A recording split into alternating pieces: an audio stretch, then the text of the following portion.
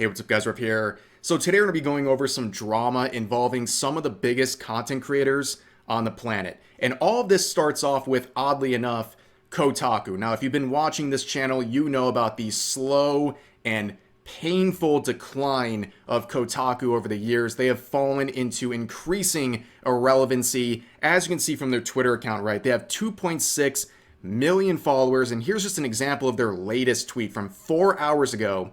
It has 11 likes. 11 likes in 4 hours on an account with nearly 3 million followers. I can't think of a downfall that is more deserved than Kotaku. Now, if you're Kotaku and you're facing irrelevancy and you have a team of unethical journalists, what do you do to actually generate some traction to your website? Well, you sensationalize, or as others would put it, you lie. So here's the article that's been getting a lot of attention and we'll be focusing on in this video for the next couple of minutes. So Kotaku posted this on X and it has over 20 million views and growing. And this is their headline. They're quoting or attempting to quote MrBeast and attributing this line to him saying, "Life is so much easier when you're broke." Now, if this statement was true, this is a horrible look for MrBeast, who obviously generates a lot of revenue through his content creation and his other business empires, what have you. So him saying this, yeah, if it was true, I understand why people would be dogging on him and trying to dunk on him left and right.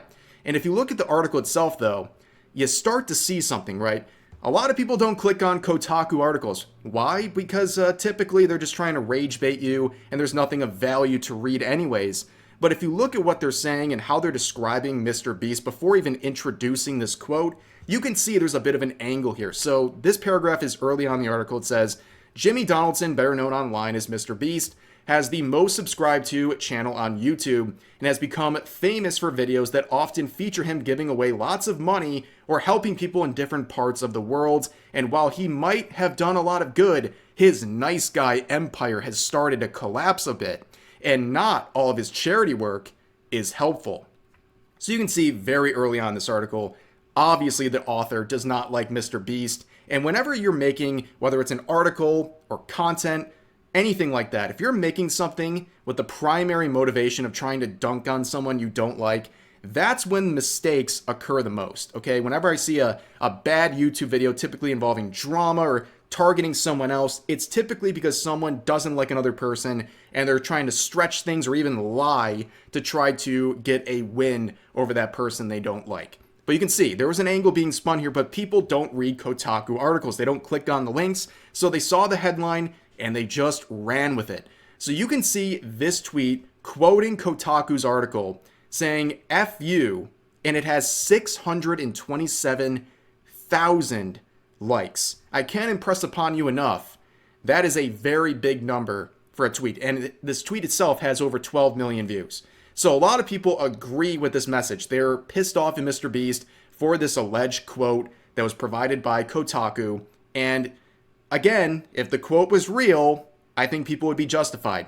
However, as you can probably already guess, the quote was not true. And this tweet was hit with a community note. And after getting hit with this note, they're still live. They have not deleted this tweet, by the way. But the note says, MrBeast did not say life is so much easier when you're broke.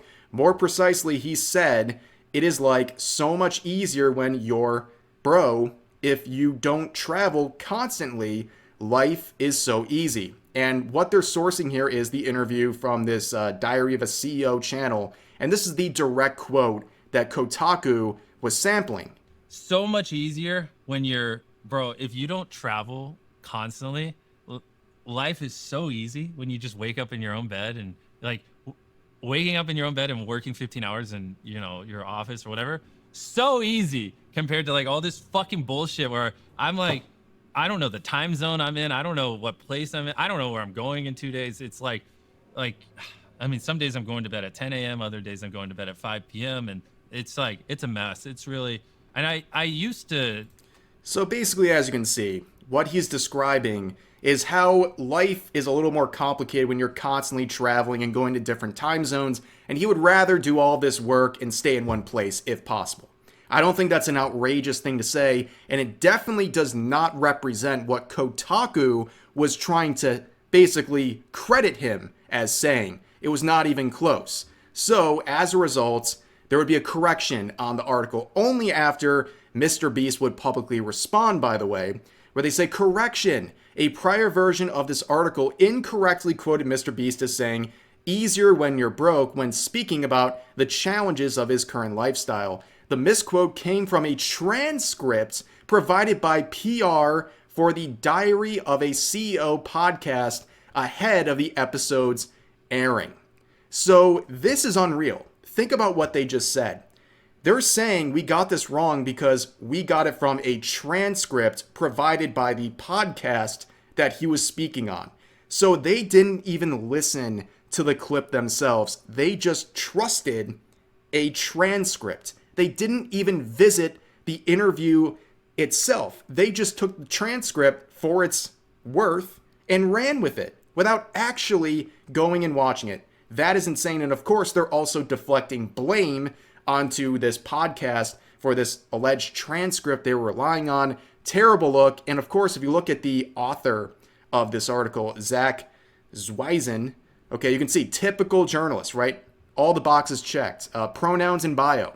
They're on protected mode, as all these journalists are.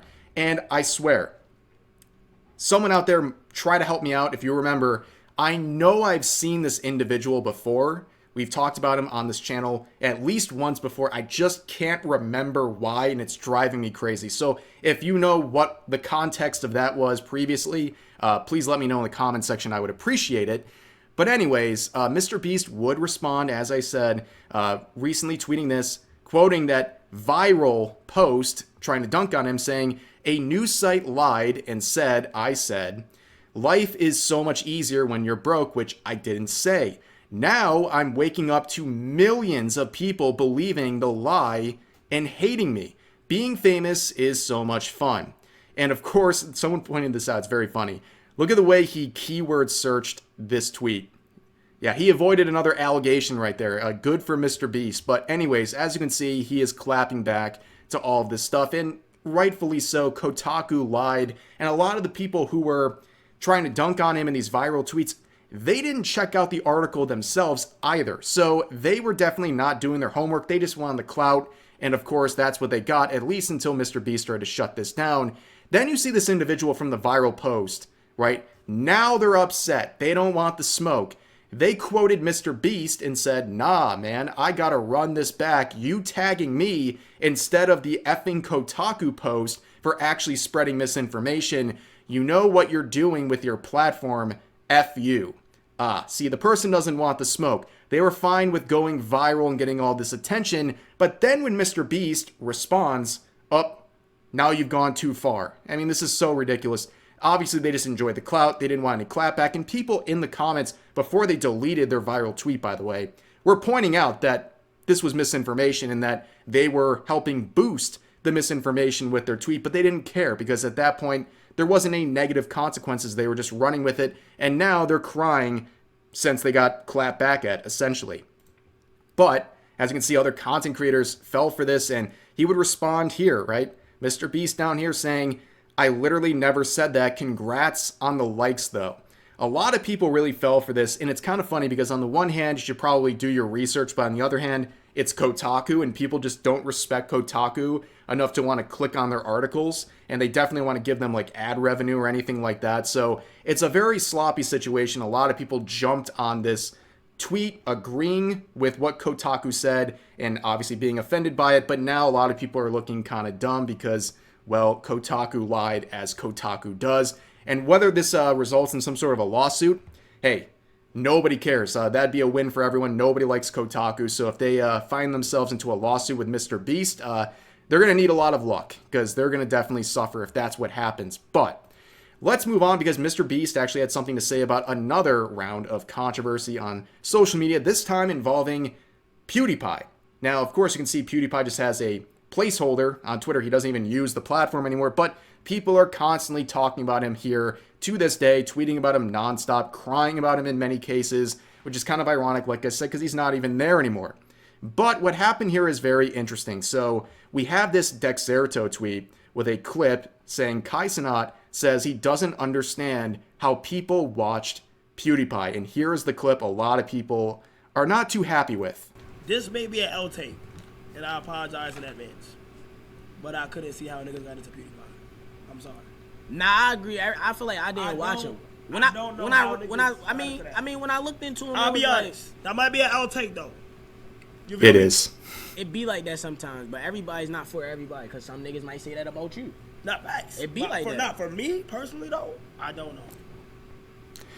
Yeah, you can see a little bit of clarity at the end there, but this is definitely a very big L of a take.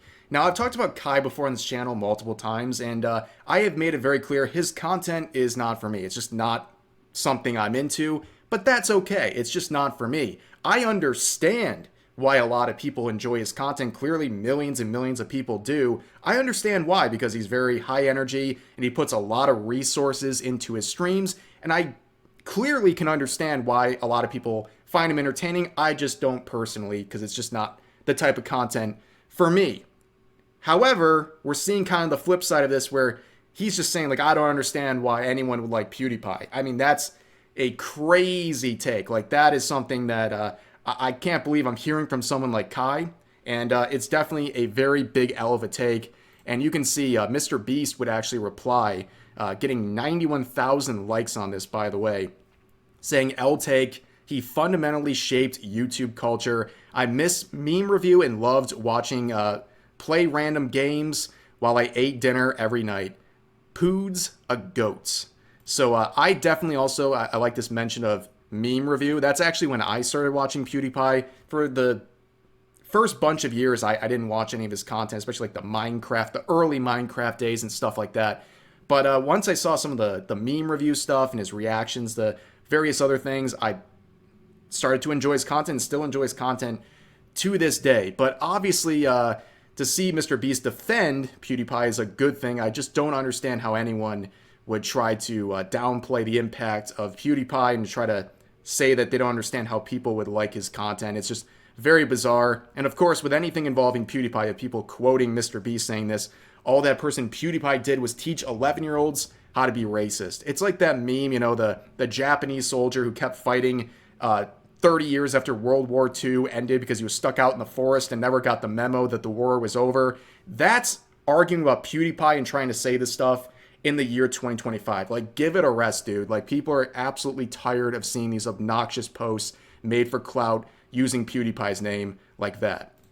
But obviously, the replies to the Dexerto post, they weren't any better. You can see those new gen will never understand how good PewDiePie was. You can see everyone disliked that with L take. Pewd was way more entertaining than him. Kai is 100 times more annoying and unwatchable than PewDiePie. All he does is scream and run around like a little kid. I don't understand how people watch Kai Cenat. I don't understand how people watch XQC, Ninja, Pokemon, and Kai. I don't know how people watch Kai. Him and Speed are just loud and obnoxious. That's fine. I barely know who Kai is. And so on and so forth. As you can see, people are not too appreciative of this take. It's definitely a very big L take. And like I said, I have respect for Kai in many different regards. But this one, a terrible take through and through for many different reasons that I think are quite obvious. But that's going to do it for this video. As always, feel free to share your thoughts about today's topics in the comment section down below. Hope you guys enjoyed the video, and I'll see you next time.